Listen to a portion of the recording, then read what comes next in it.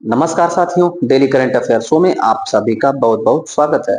आज 2 सितंबर 2025 की तारीख है। आज का करंट अफेयर और उसका स्टैटिक जीके इस वीडियो क्लास में हम लोग पढ़ा जाएगा। आइए जल्दी से शुरू करते हैं। पहला प्रश्न पूछा गया है, 15वां भारत जापान वार्षिक शिखर सम्मेलन कब आयोजित किया गया? तो दो देशों के मध्य, भारत और जापान के मध्य वार्षिक शिखर सम्मेलन हर साल होता है। यह अभी 29 अगस्त से 30 अगस्त 2025 के मध्य आयोजित हुआ। कहां पर? तो जापान में। जापान में आयोजित हुआ और मोदी जी वहां गए हुए हैं। कल के करंट में हम लोगों ने पढ़ा था कि वहां पर एक बौद्ध मंदिर है, वहां की प्रतिमा मोदी जी को भेंट किया गया था। उस प्रतिमा का नाम आप कमेंट करके उत्तर बताइए। मोदी जी को कौन सा प्रतिमा जापान में भेंट किया गया था? बौद्ध धर्म की प्रतिमा है साथियों। कमेंट करके उत्तर बताइए। इंपॉर्टेंट वो प्रश्न है साथियों, परीक्षा में रह सकता है। आगे इसका डिटेल देखते हैं। डिटेल ये हो जाएगा कि मोदी जी जापान की यात्रा पर हैं। यहाँ पर जो समझौता हुआ है उसमें 3 स्तंभ है, 3 पिलर है। इस पिलर को आप एक बार पढ़ लेंगे। रक्षा सुरक्षा, दूसरा आर्थिक और तकनीकी साझेदारी, तीसरा जन जन प्रतिभा आदान प्रदान। जन जन प्रतिभा का आदान प्रदान होगा भारत और जापान के मध्य, आर्थिक और तकनीकी की साझेदारी होगी और रक्षा सुरक्षा का साझेदारी होगा। यह 3 स्तंभ पर बात हुआ है, चर्चा हुआ है, समझौता हुआ है। 15वें क्रम का भारत जापान वार्षिक शिखर सम्मेलन जापान में आयोजित हुआ 29 से 30 अगस्त 2025। दूसरा प्रश्न है, वित्त वर्ष 2025-26 के पहली तिमाही में भारतीय अर्थव्यवस्था में कितने प्रतिशत की वृद्धि हुई है?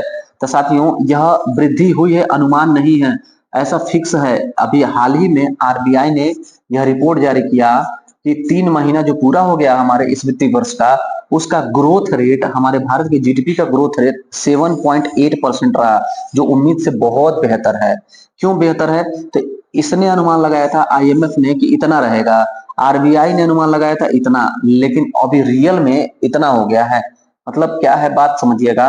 2025-26 में हमारे भारत का जीडीपी वृद्धि दर, हमारे देश की अर्थव्यवस्था का वृद्धि दर आईएमएफ के अनुसार 6.3 रहेगी, अनुमान था।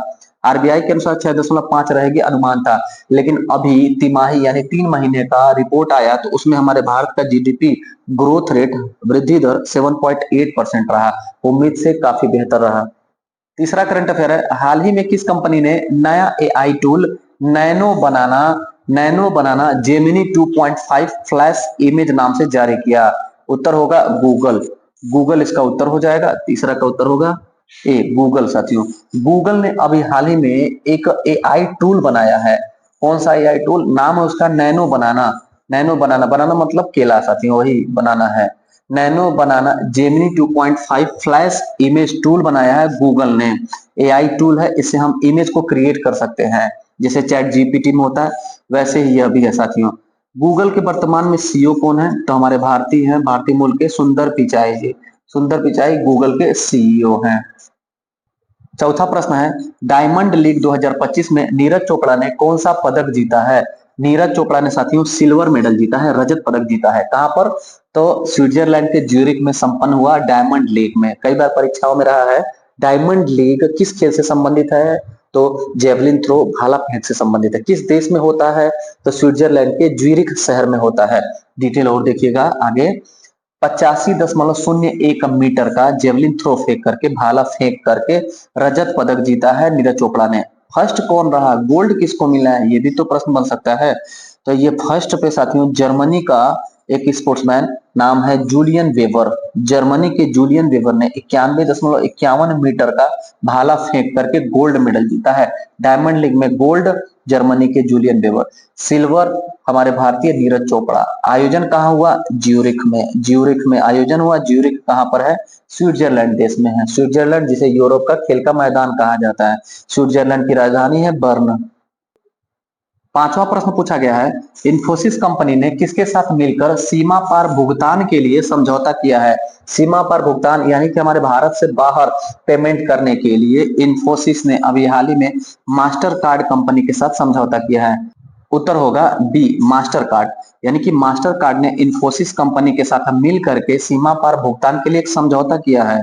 जल्द ही ये दोनों मिल करके एक ऐसा कुछ सिस्टम, ऐप या सॉफ्टवेयर लॉन्च करेंगे जिसकी मदद से विदेशों में अपने भारत से पैसा भेजने और विदेशों से भारत में पैसा मंगाने में सुविधा होगा। छठा प्रश्न है, हाल ही में किस राज्य ने महिलाओं के लिए लाडो लक्ष्मी योजना शुरू किया? इंपॉर्टेंट, लाडो लक्ष्मी योजना हरियाणा राज्य ने शुरू किया। लाडो लक्ष्मी योजना किसके लिए है? महिलाओं के लिए हरियाणा राज्य ने शुरू किया है। इसके लिए हरियाणा राज्य ने साथियों 5,000 करोड़ रुपए का बजट भी प्रस्तावित कर दिया है। 5,000 करोड़ रुपए बजट रहेगा। वहां की प्रत्येक महिलाओं को 2,100 रुपए आर्थिक सहायता दिया जाएगा। इस बात की घोषणा की मुख्यमंत्री नायब सिंह सैनी ने, यानी कि हरियाणा के मुख्यमंत्री नायब सिंह सैनी। बजट कितना अलर्ट हुआ? 5,000 करोड़ रुपया। प्रत्येक महिलाओं को कितना आर्थिक सहायता दिया जाएगा? शुभ शुभ 2,100 रुपया। सातवां प्रश्न पूछा गया है, हाल ही में फुमथम बेचाया को किस देश का कार्यवाहक प्रधानमंत्री बनाया गया? हाल ही में साथियों थाईलैंड के जो प्रधानमंत्री थे 49 वर्षीय युवा प्रधानमंत्री पेंटागर्टन सिनावात्रा, उनको सस्पेंड कर दिया गया है। उनको सस्पेंड करने के बाद थाईलैंड के गृह मंत्री हैं ये फुमथम बेचाया, इनको कार्यवाहक प्रधानमंत्री बनाया गया है। देखिएगा उत्तर हो जाएगा थाईलैंड। थाईलैंड के जो प्रधानमंत्री थे 49 वर्षीय पेंटागर्टन सिनावात्रा, उनको सस्पेंड कर दिया गया, निलंबित कर दिया गया। जिसके बाद गृह मंत्री वहां के थे, उन्हीं को कार्यवाहक प्रधानमंत्री बनाया गया। ये गृह मंत्री थे फुमथम बेचाया, गृह मंत्री थे थाईलैंड के। थाईलैंड का स्टैटिक जीके देखिएगा, थाईलैंड की राजधानी बैंकॉक है और थाईलैंड की मुद्रा है थाई बहत। बैंकॉक राजधानी और थाई बहत यहाँ की मुद्रा है। आठवां प्रश्न पूछा गया है, भारत का पहला टेम्पर्ड ग्लास प्लांट का उद्घाटन नोएडा में किसके द्वारा किया गया? तो हमारे देश के आईटी मिनिस्टर हैं अश्विनी वैष्णव। अश्विनी वैष्णव ने उत्तर प्रदेश के नोएडा में टेम्पर्ड ग्लास प्लांट का उद्घाटन किया। यह साथियों भारत का पहला टेम्पर्ड ग्लास प्लांट है, याद रखिएगा। यानी कि आपके मोबाइल में टेम्पर्ड ग्लास जो लगता है वो हमारे भारत में अभी तक नहीं बनता था। भारत का पहला प्लांट है टेम्पर्ड ग्लास बनाने वाला, नोएडा में स्थापित होगा। तो भारत का पहला है, तो आप समझ सकते हैं कितना इंपॉर्टेंट है ये साथियों। अश्विनी वैष्णव ने इसका उद्घाटन किया है नोएडा में।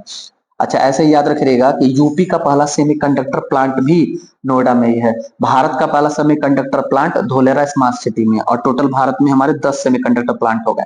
टेम्पर्ड ग्लास का प्लांट नोएडा में पाला। अच्छा, नोएडा के बारे में साथियों थोड़ा सा बात याद रखिएगा। नोएडा NOIDA, नोएडा साथियों एक बसा बसाया उत्तर प्रदेश का शहर है। यूपी का पहला बसा बसाया शहर नोएडा है, जिसको इंजीनियरिंग का अद्भुत नमूना कह सकते हैं कि खूब सुंदर तरीके से ग्रिड पद्धति पर बसाया गया है। और उत्तर प्रदेश का हाईटेक सिटी है, उत्तर प्रदेश का स्पेस सिटी है, उत्तर प्रदेश का एक औद्योगिक हब है नोएडा। नोएडा का फुल फॉर्म होता है साथियों, एन से होता है न्यू, और ओ से होता है ओखला, और आई से इंडस्ट्रियल, डी से डेवलपमेंट, ए से authority. New Okhla industrial development authority, यानी नवीन ओखला औद्योगिक विकास प्राधिकरण नोएडा का फुल फॉर्म है। नोएडा उत्तर प्रदेश का साथियों डेवलप्ड एक शहर है। वहीं पर टेम्पर्ड ग्लास प्लांट का उद्घाटन हुआ, जो भारत का पहला ऐसा प्लांट होगा। अश्विनी वैष्णव ने उसका उद्घाटन किया।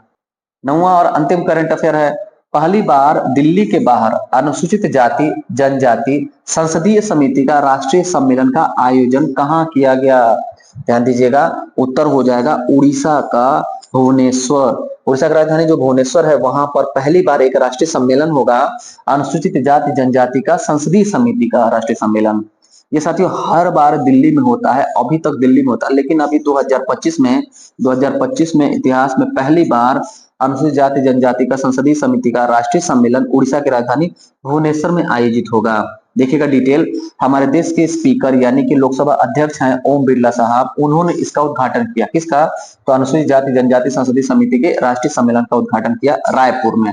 किस डेट को? तो 29 से 30 अगस्त 2025 को यह संपन्न हुआ सम्मेलन। पहली बार भारत में यह कब सम्मेलन हुआ था? जीके अगर इसका पूछ दे स्टैटिक जीके, पहली बार यह सम्मेलन हुआ था 1976 में। कहां पर? तो दिल्ली में। हम लोगों ने बात भी किया कि दिल्ली में जब से शुरू हुआ तब से आज तक हो रहा है, और बस इस वर्ष 2025 में यह भुवनेश्वर में हो रहा है। तो पहला 1976 नई दिल्ली में हुआ। अगर पूछे कि उद्देश्य इसका क्या है, उद्देश्य क्या है, तो इसका उद्देश्य अनुसूचित जाति जनजाति के लिए संवैधानिक संरक्षण को मजबूत करना। जो संवैधानिक संरक्षण दिया जाता है अनुसूचित जनजाति और जातियों को, उसको मजबूती से रखना, यही इसका उद्देश्य था। तो साथियों ये था आज का महत्वपूर्ण करंट अफेयर। कैसा लगा आज का क्लास? फीडबैक जरूर दीजिएगा। जो साथी नए हैं, पहली बार चैनल पर विजिट कर रहे हैं, उन सभी का हार्दिक स्वागत है, तहे दिल से स्वागत है। बाकी वीडियो पसंद आया होगा तो वीडियो को लाइक कर दीजिएगा। अपने चैनल पर विजिट करके हिंदी और जीएस के वीडियो क्लास को जरूर पढ़िएगा। मिलते हैं फिर अगली क्लास में, तब तक के लिए धन्यवाद।